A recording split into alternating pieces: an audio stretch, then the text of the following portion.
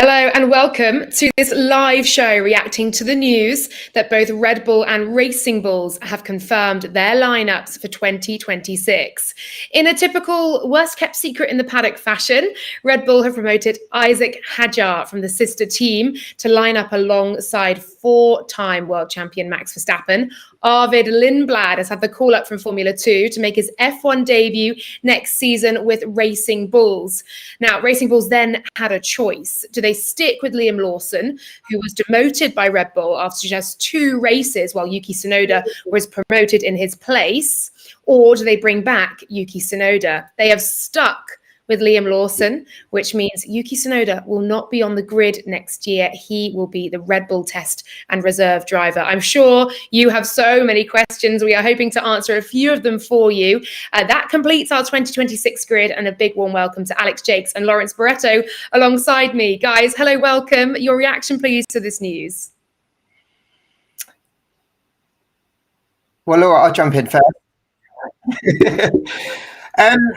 Like you said, Laura, it kind of feels like it's been coming or heading this way. I think from the turn of the summer break, Isaac Hajar's name's been linked with the Red Bull seat.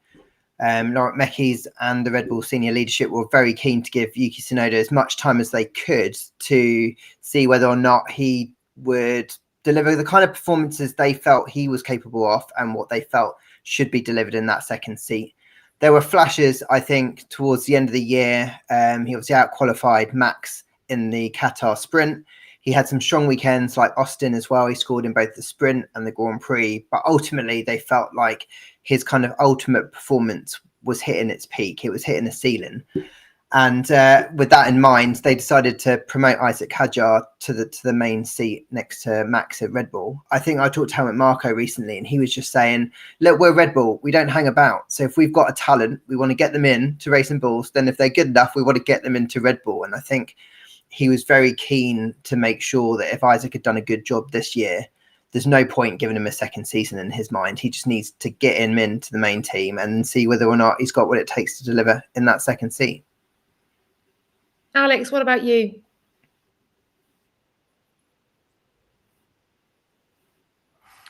I really feel for Yuki Tsunoda. It's just a chain reaction, isn't it? There's so many different decisions that they've made for that second seat through the years that have been downright confusing.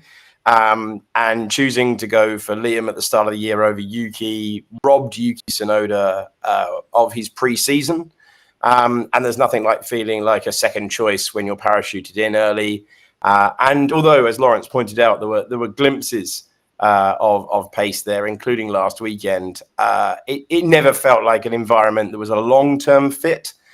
Isaac Hajar has had a downright sensational season. I think a lot of people, myself included, really feared for him when he stuck it in the wall on the formation lap. He was a fast driver, but he was known to have an error in him from Formula 3 and Formula 2 under pressure. To come back and deliver what he has done, so many point-scoring finishes, the best qualifier outside the Big Four, he absolutely merits a chance at a big team. But it's a second seat with a long history. I will say, what a great year to be going in there, because in the ground effect era, that second seat has been a nightmare. It has been a complete nightmare to be in. And he will hope that the timing, yeah, Alex, you touched it there. This is to take nothing away from Isaac Hajar with feeling for Yuki Tsunoda, because he has had one of the best rookie seasons on the grid. I'm sure for many of you out there, he is your rookie of the year. Lawrence, what has stood out for you in interviewing and speaking to Isaac this year in terms of how he conducts himself on and off track? I think there's a couple of things. There's that moment that Alex mentioned when he had that crash in Australia, and Helmut Marko came out and said the way that he handled himself afterwards when he was showing tears was embarrassing. I think that's a really tough rookie weekend. And what impressed me was the way he just rebounded. You know, he scored points 2 races later. He's gone on to score points in 10 races this year. He exudes an incredible confidence, I think, for a rookie. And I think that that's actually paid him back in many ways, because he's taken a very compliant Racing Bull and he's shown that he can score consistently throughout the year. And I think the way that he's handled himself on weekends where it hasn't gone so well, he's quite tough on himself, very publicly, will have a go at himself. You can tell by his face when he walks into the TV pad whether or not he's had a good day or not. And I think that the way that he carries himself in that way, heart on his sleeve, is probably exactly the kind of racing driver that Red Bull want. I think they want someone who is hungry like that and will wear his heart on his sleeve. And I think the way that he's handled himself this year, he's made no secret, like all Red Bull drivers have wanted to get into that Red Bull seat, but he's backed it up with performances at the track. He's comfortably outperformed Liam Lawson. He's done a great job overall in terms of maximising the points, and might be a key factor in the fact Racing Bulls are going to get P6 in the Constructors' Championship as well. So I think he's just basically done everything that was asked for him this year. And as I say, particularly impressive, given that first race, it could have gone one of two ways. He could have spiralled and it could have run, but he didn't. He kind of hit the ground running, and I was super, super impressed. Yeah, it's been incredibly impressive, hasn't it? And also, as you say, how hard he's been on himself, even when he's qualifying in the top 10 in sort of, you know, his early races in F1, it's still never quite enough for him. The hunger is insatiable. Alex, what did you see of him in your days of calling F2 that you felt stood out?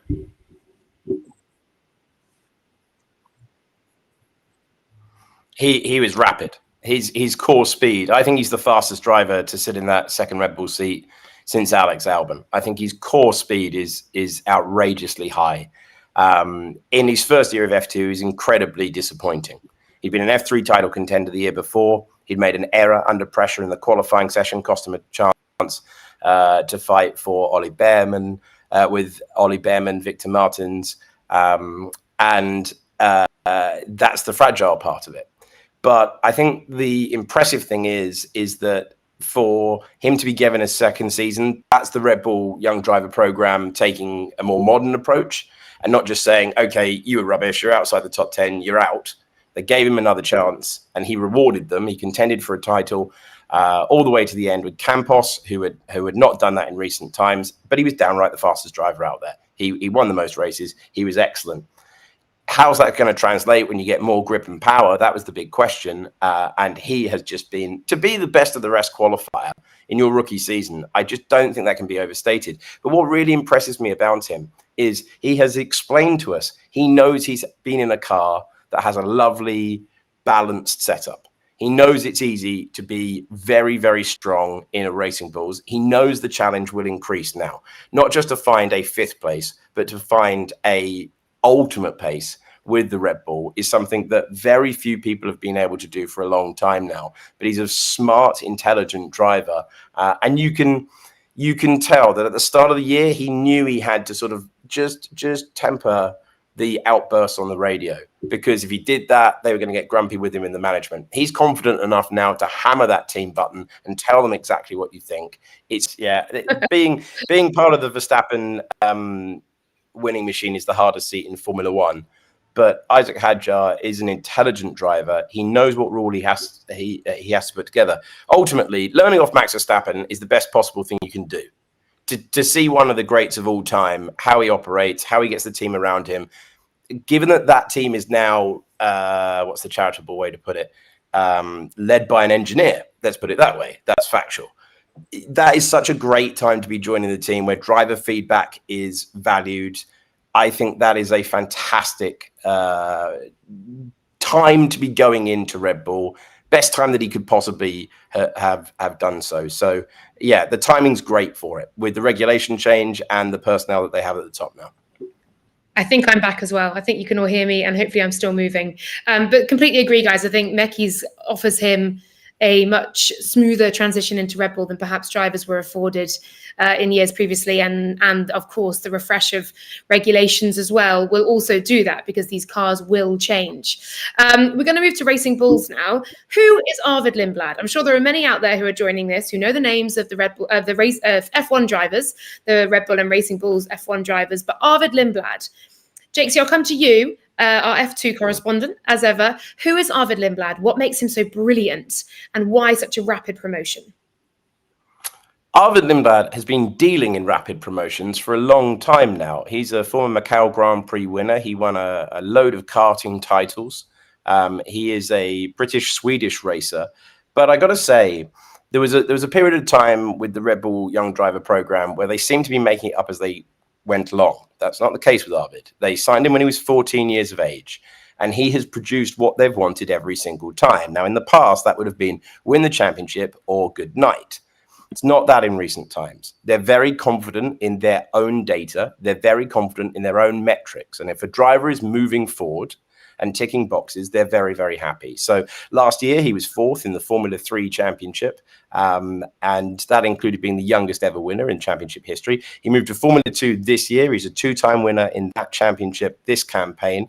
And he also became the youngest driver to win in championship history, just 17 years of age. He signs the contract today at 18. He's had to learn rapidly. But I have to say, Red Bull have been consistently excited about him for a number of years in a way that just hasn't been true of other drivers in recent times. So he comes with a lot of company faith in his ability.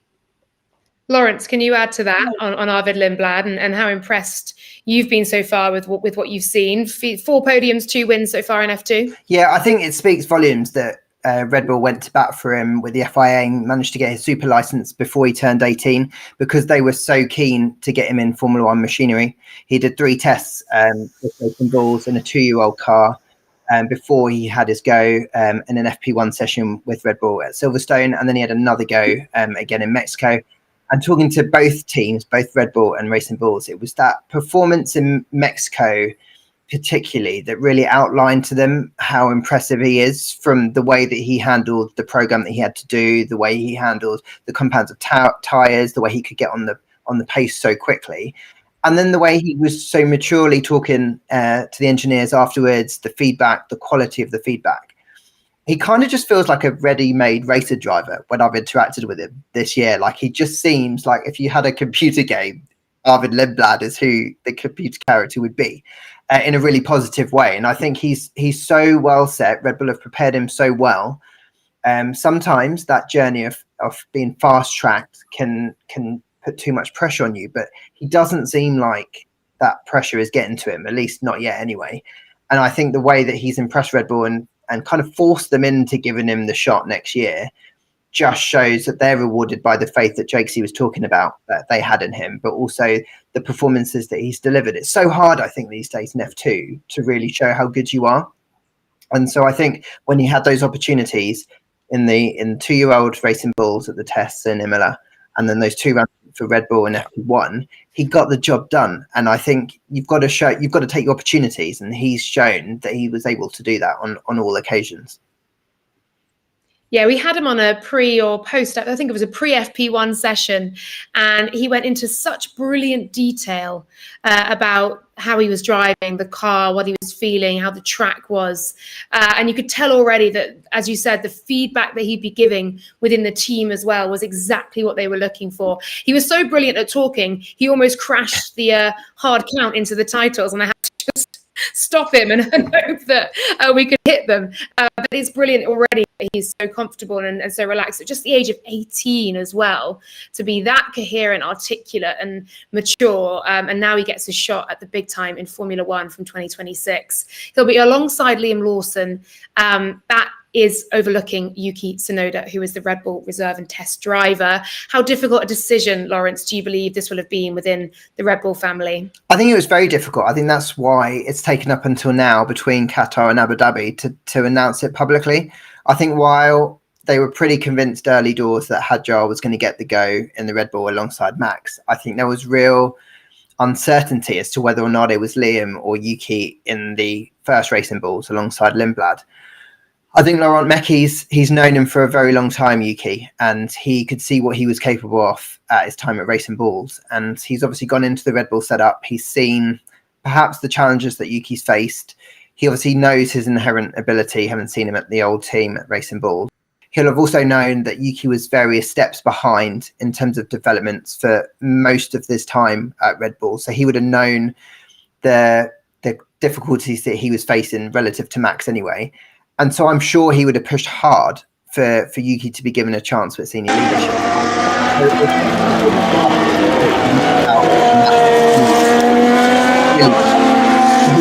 making them as professional as possible. And ultimately, when they've come down to making that decision, it's a different thing at Red Bull these days. It used to be that Dietrich Mateschitz would make the decision, the founder of Red Bull. But since then, it's decided by the board. It's decided by a group of people. And when you have that, you probably take a more data-driven, a more fact-driven decision-making process. And they've ultimately decided that actually, when you compare Yuki and Liam's only got 1.5 years worth of experience. Yuki's got 5 years under his belt. They probably just looked at being pragmatic and said, well, let's give Liam another go. And talking to Alan Permain about this, he was saying that he just believes that Liam is a really talented driver and there's a lot of headspace, there's a lot of headroom left for him to develop. And he believes that he saw enough for him this year, even though it was kind of peaky. He had strong weekends. There was the weekend in Las Vegas Grand Prix qualifying he picked out and Baku qualifying, where he was just like, Liam was unflustered, he got the job done. And he was like, if I can find a way for Liam to do that every weekend, then actually Liam is a real potential strong driver for the foreseeable future. So I think Red Bull will probably just be a bit more pragmatic about looking at the drivers they've got and maybe in the medium term who they can probably give the best opportunity to and come through. Humour me, if you will, for a moment. Let's say Yuki had stayed at Racing Bulls. He'd turned down the call up to the big team. He'd stayed at Racing Bulls. How different would his season have looked, and would he have stood on a podium? Yeah, I think he had the speed to do that with that car. I think huge congratulations to the Faenza team. They've created something really, really good for a midfield outfit. But yeah, if you look at where he was qualifying at the start of the year, we're looking at him in Australia right now.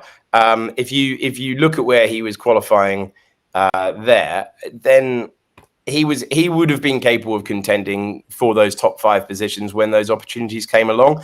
That's the one disappointment you have to say for Yuki Tsunoda, that he didn't get that chance. But then everyone's in motor racing to try and compete at the front. And now he knows. He had a tilt with Red Bull. He hasn't been left second guessing. Ultimately, racing drivers are in it to win. They're not in it for an occasional podium. It's just a shame that he didn't get that full opportunity of driving this season's car, because he'd been building towards it, hadn't he, with the 4 seasons. But regardless of what happens to Yuki now, he's had 5 seasons in Formula One. He's been an incredibly popular driver. And I have to say, there are times where you wondered whether Red Bull were taking Yuki Tsunoda because of the Honda connection. I didn't always feel at the start like the management got it right with Yuki, were supportive enough with him. I think that did change across this final season, and the right people were in the roles.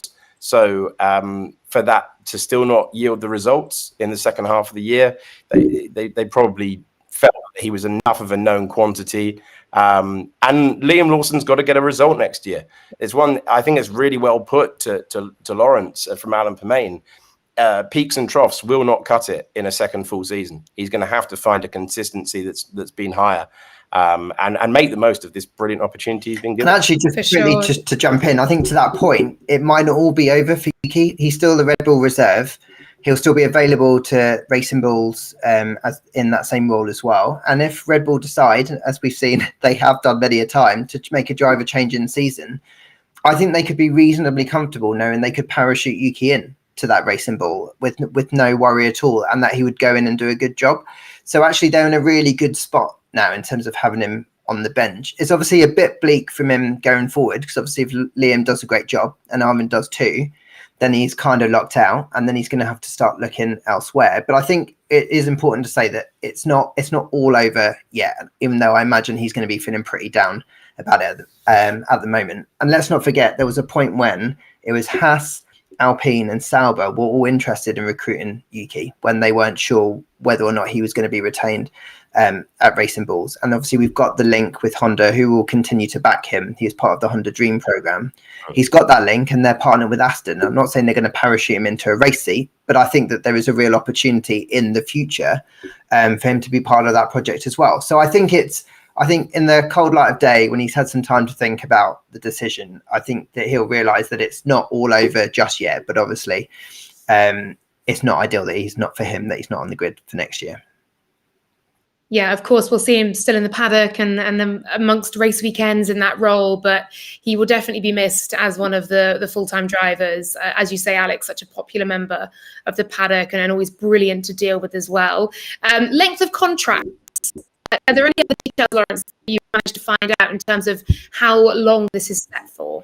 So it is the Red Bull way that when they sign you to a junior program, they essentially own you. So they have you for as long as they would like to have you, and then it's on their side whether or not they kind of take up the option. So with that in mind, they just keep you on a generic contract, and then they'll choose to whether or not to activate that at the end of every year. So for Arvid and for Liam and for Isaac, they can choose to keep them at the end of next year, or they could choose to move them around, play merry-go-round with the seats again, or they could choose to release them. So at the minute, they're just announcing that these are the lineups for 2026.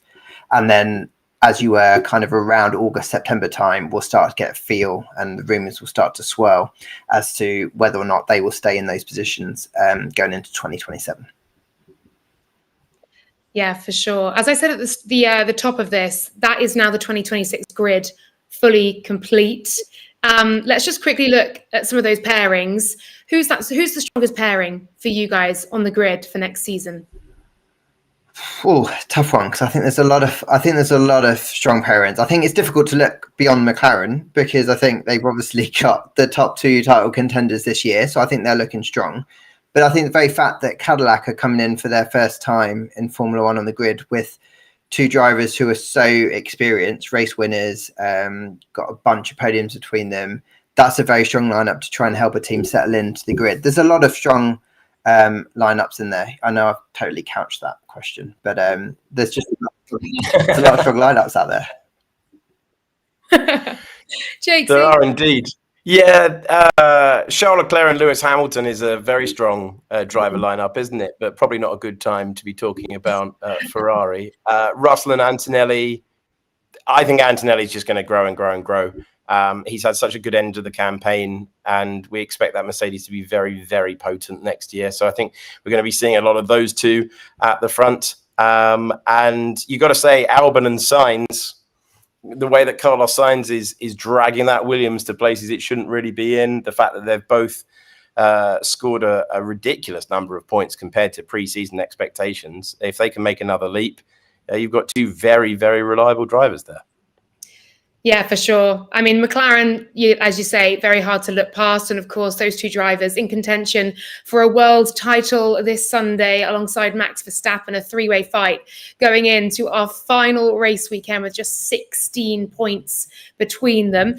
Thank you so much for bearing with us through technical difficulties in the middle there. Worth noting that Alex and I are both in a hotel just past the track here in Abu Dhabi. So surviving on hotel Wi-Fi. But thank you very much for joining us for this live reaction to the news that firstly, the grid for 2026 is complete, and there are your driver lineups. Arvid Lindblad, welcome to the world of Formula One. Liam Lawson remains at Racing Bulls alongside him. Isaac Hajar gets the call up alongside a 4-time, potentially could be 5-time world champion after Sunday. Jake C. Lawrence, thank you so much. I'll see you at track here in Abu Dhabi, and don't miss a second of all the action this weekend. Do come and join us on F1 TV and YouTube. We will see you soon. Bye for now.